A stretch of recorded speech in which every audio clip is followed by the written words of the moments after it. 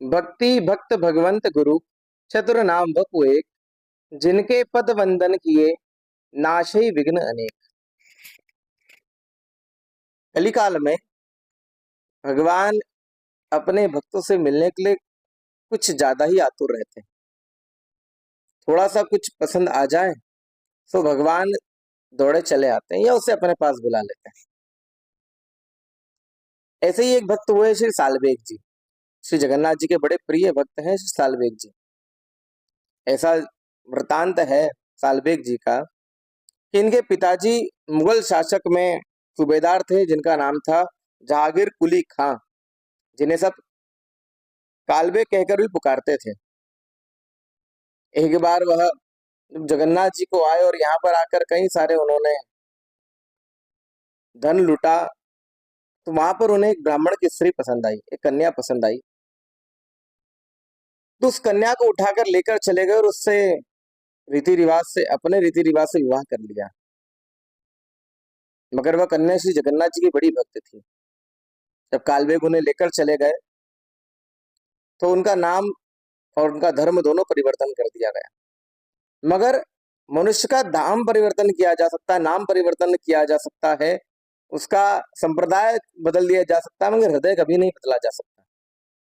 हृदय में तो जो एक बार विराजमान हो गया सो विराजमान हो गया, उसे कोई नहीं निकाल सकता। चाहे संसारिक हो, चाहे आध्यात्मिक हो, चाहे लौकिक हो या परलौकिक। तो नाथ, जब वह कन्या ने एक बालक को जन्म दिया तो उस बालक का नाम रखा गया सालवेग। माँ छोटे से बालक को चुपचाप से, जब अकेले में होती, एकांत में होती, तो अपने बेटे को श्री जगन्नाथ जी की अनेक चर्चाएं सुनाती। देखिए, आज हमारे बच्चों को हम यदि भगवान की कथाएं, भगवान का प्रसंग श्रवण करवाएंगे तो आगे जाकर वह भगवान के भक्त बनेंगे। आप यह सोचें कि 5-10 वर्ष बाद जब वो खुद समझने लगेगा तो करेगा, तो संभव नहीं है।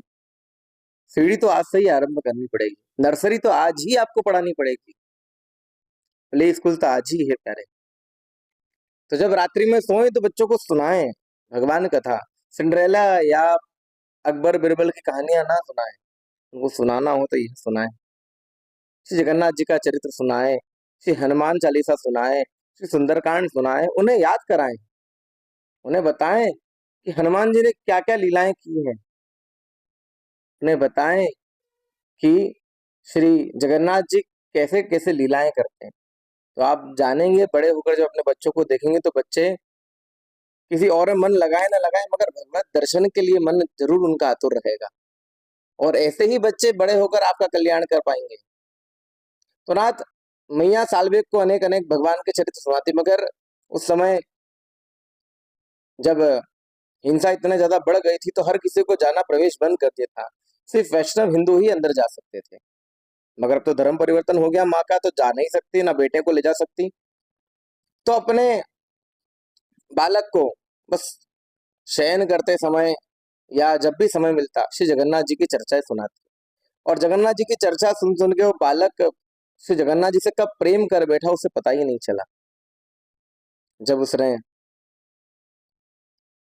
भगवान जगन्नाथ जी के बारे में अनेक चर्चाएं सुनी तो एक दिन जगन्नाथपुरी की तरफ नजर कर कर उस दिशा में जगन्नाथ जी को पुकारता है कि हे जगन्नाथ जी, आप जगत के नाथ हैं, यदि आप मेरे भी हैं, हर मनुष्य के, हर जीव के नाथ हैं, तो आप मुझे दर्शन दीजिए, मुझे अपने पास बुलाइए ना। यदि आप मुझे नहीं बुलाते तो फिर मैं यही मानूंगा कि आप हिंदू नाथ हैं, आप जगन्नाथ नहीं हैं।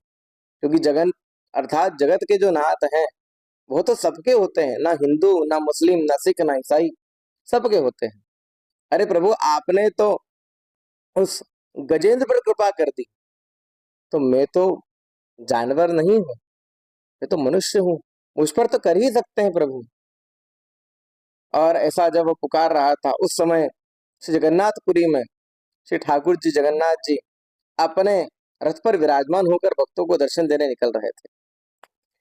इस प्रकार जब उस भक्त ने भाव गाए सालवेग ने, तो भगवान आतुर हो गए, वहीं रथ रोक दिया भगवान ने और भगवान मचलने लगे। रथ बड़ा प्रयास किया चलाने का, तब पंडित जन आए कि महाराज, अरे लाल जी, अरे जगन्नाथ जी, क्या बात है, क्यों चिंता कर रहे हो? आप चल क्यों नहीं रहे, आगे क्यों नहीं बढ़ रहे? तो ठाकुर जी की अश्रु धारा बह रही है। एक भक्त ने पूछा, प्रभु आप रो क्यों रहे हैं, क्या बात हो गई?